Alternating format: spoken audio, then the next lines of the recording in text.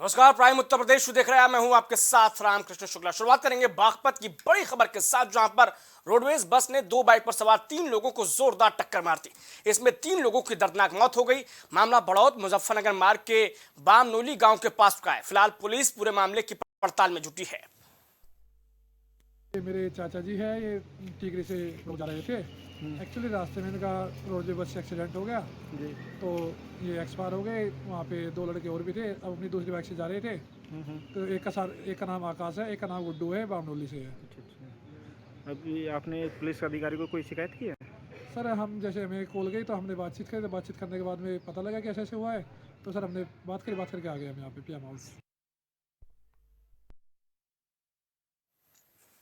37 साल पुराने केस में माफिया मुख्तार अंसारी को उम्र कैद की सजा सुनाई गई है। वीडियो कॉन्फ्रेंसिंग के जरिए मुख्तार को सजा सुनाई गई है। फर्जी शस्त्र मामले में कल वाराणसी की एमपी एमएलए कोर्ट ने उसे दोषी करार दिया था, जिसके बाद आज कोर्ट ने मुकर्रर की है किश्त मौत। इसके साथ ही उस पर 2,02,000 रुपए का जुर्माना भी लगाया गया है। मुख्तार ने 10 जून 1987 को दुनाली बंदूक के लाइसेंस के लिए गाजीपुर के जिलाधिकारी के यहां प्रार्थना पत्र दिया था।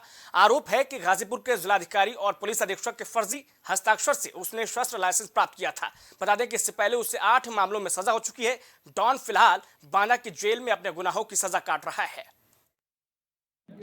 देखिए 420 में 7 वर्ष की सजा है। 420 का पूरा 420 में तो धोखाधड़ी फ्रॉड जो है उसको इलॉबरेट करने में थोड़ा समय लगेगा, तो इसमें 7 वर्ष की सजा है। 467 मतलब किसी मतलब दस्तावेज का फैब्रिकेशन करना, उसमें आजीवन कारावास है, उसको असल की तरह इस्तेमाल करना। 468 भी उसी लाइट में है। और 30 आर्म सेट में मतलब कोई इलीगल वेपन्स रखना, मतलब कि जो है उसको चूंकि उनका लाइसेंस फर्जी था तो जो अच्छा इस कानून का शिकंजा अगर कहा जाए और कानून का जो दंड की बात की जाए तो आज वो चला है पूर्वी उत्तर प्रदेश के बाहुबली के ऊपर।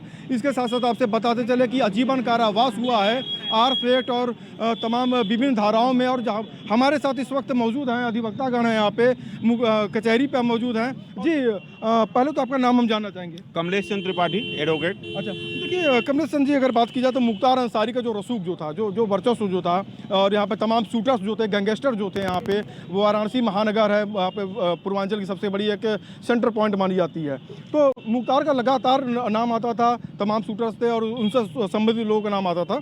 तो आज अगर देखा जाए तो इसमें बदलते दौर की अगर बातें की जाए, जिस तरीके से कानून का डंडा जो चल रहा है, जो सजा पे सजा होती जा रही है, तो आज जो आजीवन कारावास हुआ इनके में क्या किस नजरिया से देखते हैं आप? नहीं, इसके पूर्व जो तुष्टीकरण की सरकार चलती थी, चाहे समाजवादी पार्टी की हो चाहे मायावती की चलती रही हो, तो इनको राजनीतिक संरक्षण दिया जाता था। भाई एक पक्ष किसी फौजदारी के मुकदमे में, सरकार होती है पार्टी, सरकार अगर पैरवी नहीं करेगी, 30 साल तक ये मामला लंबित चलता रहा।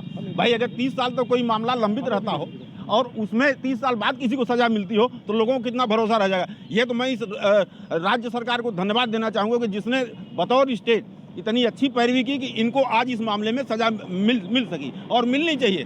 भाई आप डीएम का हस्ताक्षर कर लेते हैं, आप एसएसपी का हस्ताक्षर बना देते हैं और आप असलाह प्राप्त कर लेते हैं, तो बचा के आपके पास इतने बड़ा अपराध आप कर रहे हैं, तो आपको तो फांसी होनी चाहिए। आजीवन कारावास तो कम सजा है। कि सरकारें ऐसे लोगों को पालते रहे। इसके साथ साथ मुख्तार अंसारी को लेकर जहाँ पे कानून पे और भी लोगों का विश्वास कायम हुआ है। और इसके साथ साथ आपसे बताते चले कि अभी अन्य भी मुकदमे लंबित हैं मुख्तार अंसारी पे, अभी उनमें भी बहस हो रही है और उसमें सजा होगी या किस तरीके का आगे उनके पक्ष में आते हैं आप उसमें सजा होती है, तो अभी आने वाला वक्त ही बताएगा। वाराणसी से प्राइम टीवी के लिए शैलेंद्र सिंह।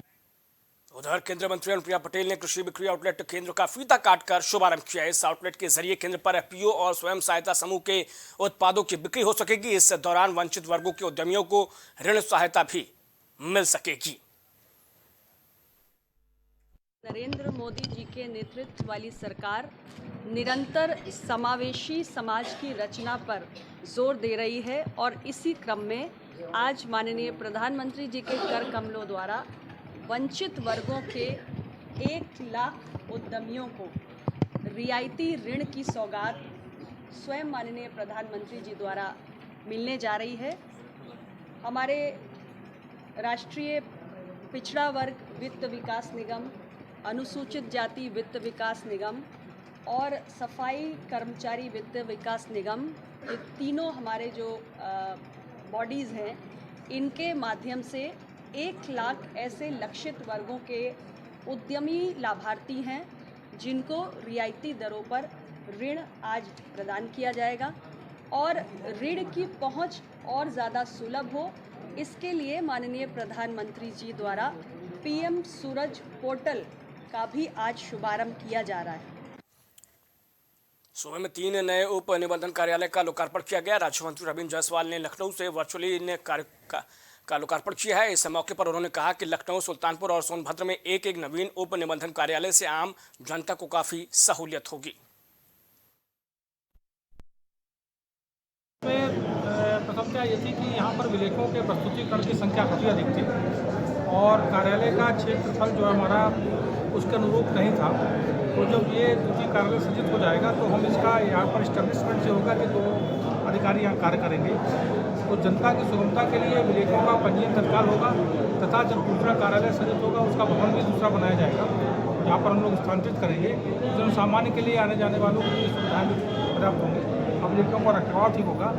हमारा जो सरकार की प्राथमिकताएं हैं कि पारदर्शी कार्य हो, तत्काल कार्य हो, सुविधाजनक कार्य हो और प्रवर्तन का कार्य हो, तो सारी सुविधाएं एक साथ हों।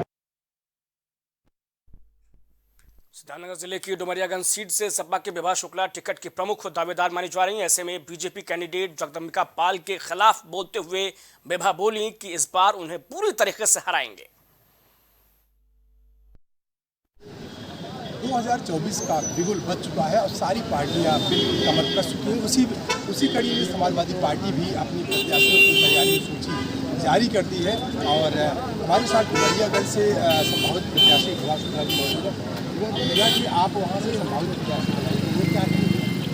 देखिए, मैं यही कहना चाहती हूँ कि यदि पार्टी ने मुझे मौका दिया, मेरी ज़मीन पे तैयारी काफ़ी अच्छी है। करीबन मेरा विधानसभा का टिकट हुआ था, वो पार्टी ने किसी कारणवश वापस कराया। तब से निरंतर मैं ज़मीन पे हूँ, लोगों की मदद कर रही हूँ, जनता के बीच में समाजवादी पार्टी की नीति रीतियों को पहुँचा रही हूँ और अपनी कार्यशैली से माननीय राष्ट्रीय अध्यक्ष जी के चेहरे पे एक विशाल जन समर्थन मैंने अपने पक्ष में किया है और जो महिला आधी आबादी की जो बात है वो भी मेरे पक्ष में है। तो हम पार्टी यदि मुझे मौका देती है तो मैं एक बाहरी अंतराल से जगदम्बिका पाल को, जो वहाँ के वर्तमान बीजेपी के सांसद, उनको भारी बहुमतों से हराते हुए मैं डुमरियागंज के पटल पर समाजवादी पार्टी के झंडे को लहराने का काम। 80 की 80 लोकसभा सीटें जो है बीजेपी को मिलेगी, तो आप डुमरियागंज की सीट आप?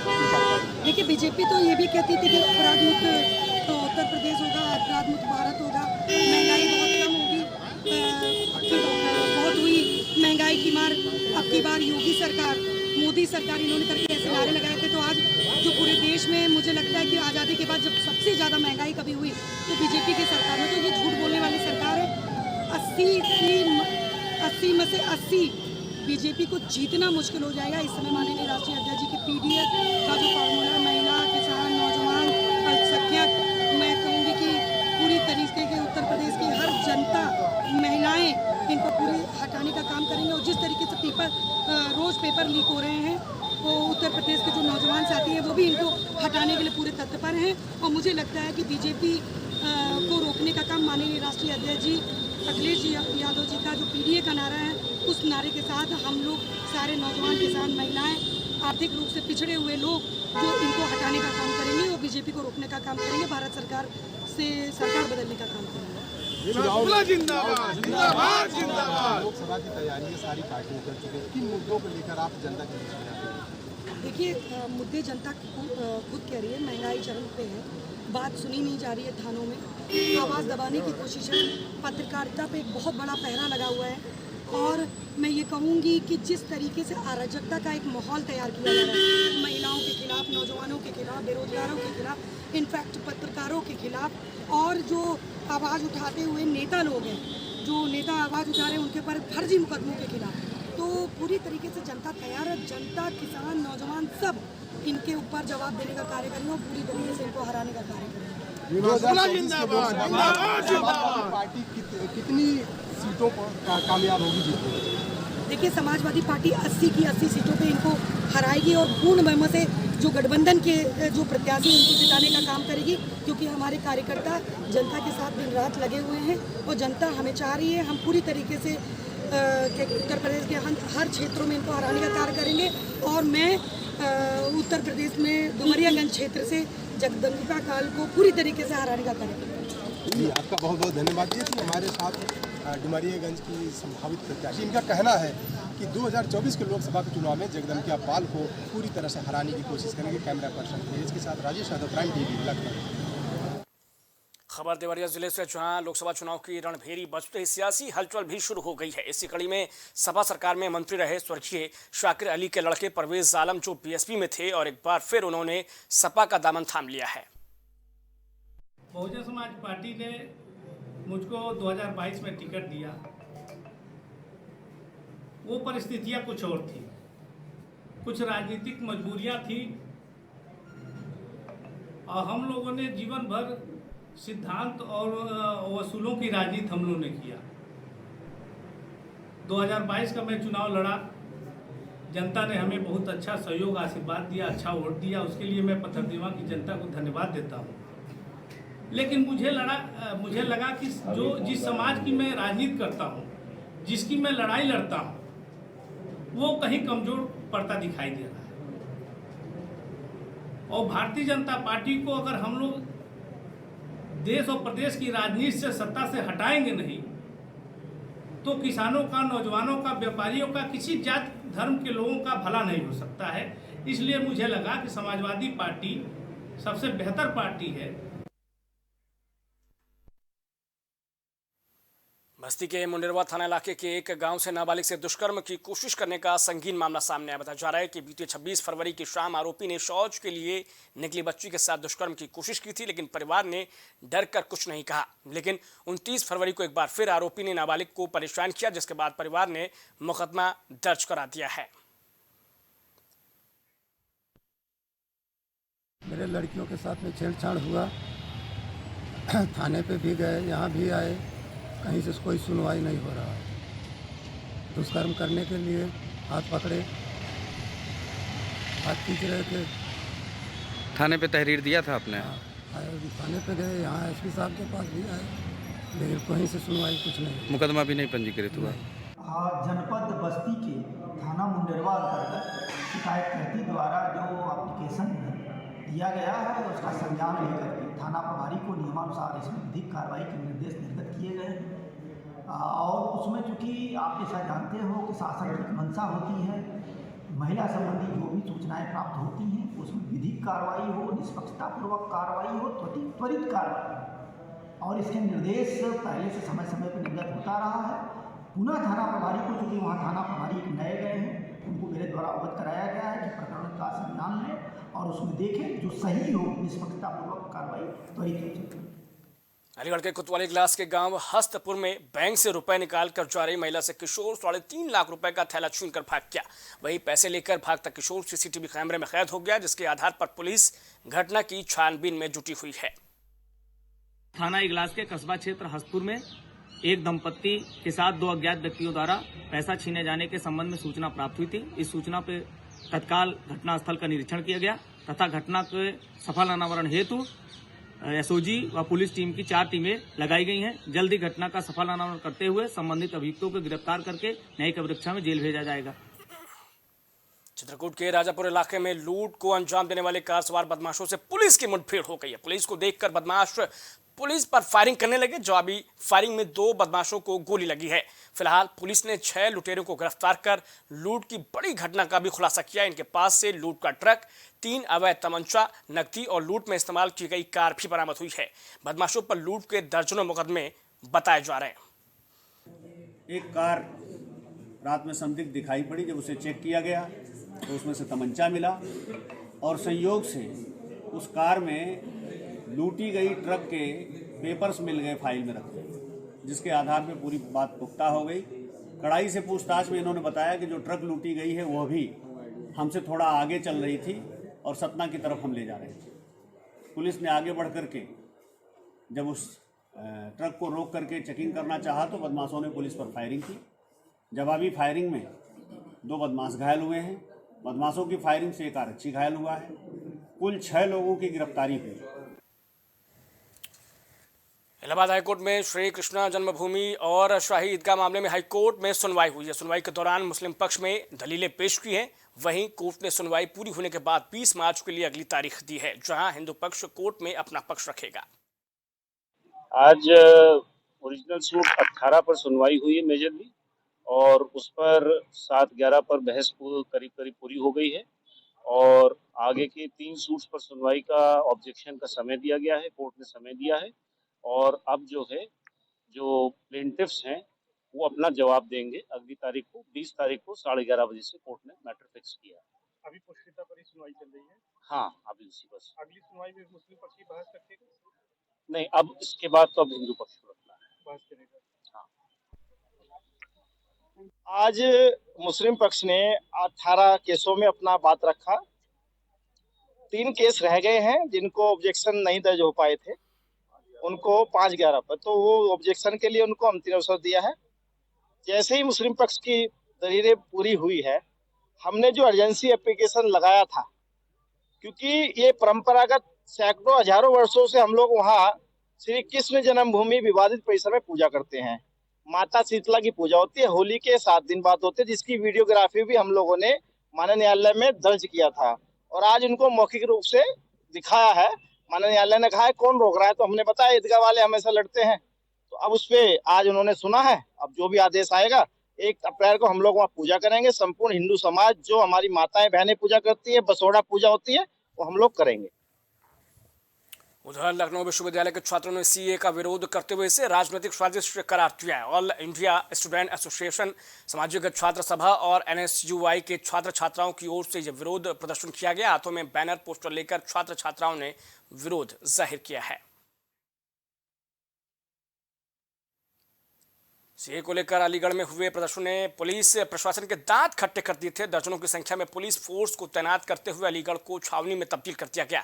लेकिन अब सीएए के लागू होते ही कुछ लोगों ने खुशियां भी जाहिर की है। इसी कड़ी में अलीगढ़ की बीजेपी मुस्लिम नेत्री ने भाजपा सरकार के इस फैसले का स्वागत किया है। साथ ही रमजान के महीने में सीएम योगी पीएम मोदी का अपने खून से तिलक किया और भाजपा सरकार की जमकर तारीफ की है। मैंने आज मोदी जी का और योगी जी का खून से तिलक किया है अपना। जो मोदी जी ने कानून जो पास किया है सीए का, इससे बहुत ही ज़्यादा खुश हूँ मैं।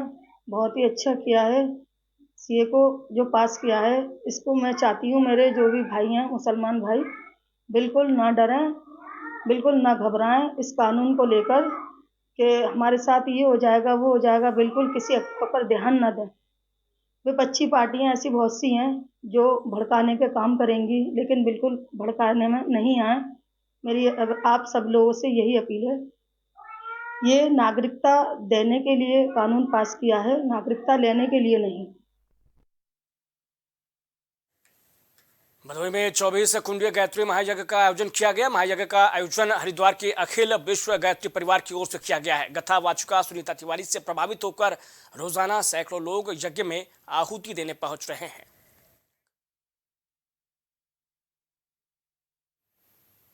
खबर अलीगढ़ के थाना खैर इलाके के गोमत की है, जहां बाइक सवार 2 मौसेरे भाइयों को तेज रफ्तार ट्रैक्टर ने रौंद दिया, जिसमें दोनों भाई गंभीर रूप से घायल हो गए।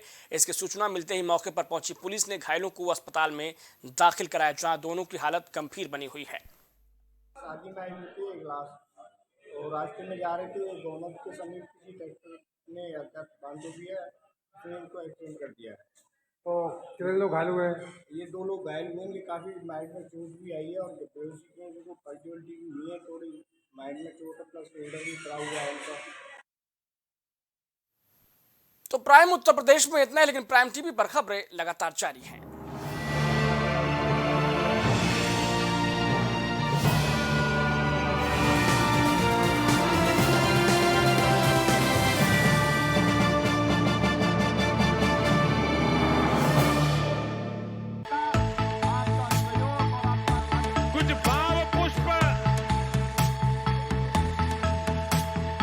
आप देख रहे हैं प्राइम टीवी, सच साहस सरोकार।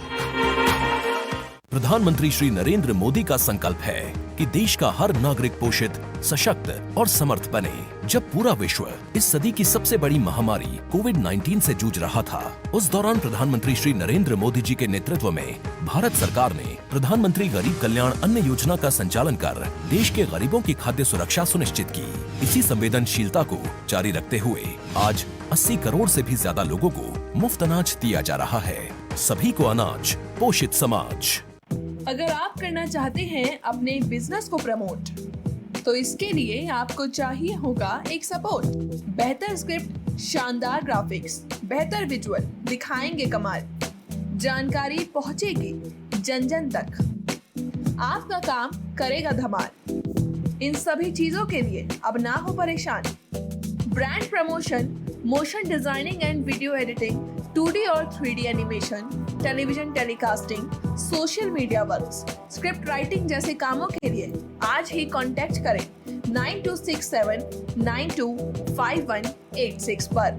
इसी के साथ ही आप हमें जीमेल भी कर सकते हैं vikasproduction.gfx@gmail.com पर।